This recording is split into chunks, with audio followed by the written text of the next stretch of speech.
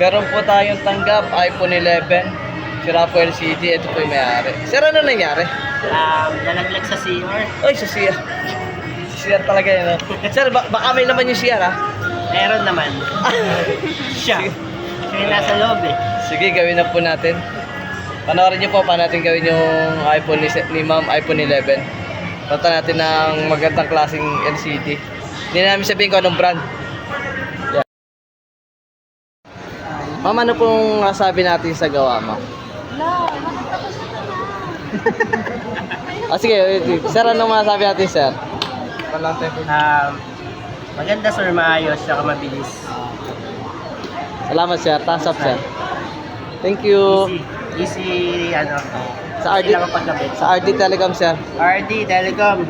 Salamat sa feedback. Ay, wag yan. Hindi kasama yan. Oh, thank you.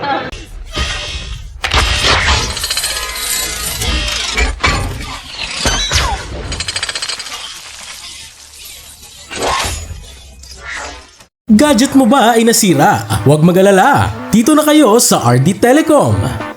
Nag-aayos kami ng lahat ng cellphone, laptop at tablet at libre ang check-up.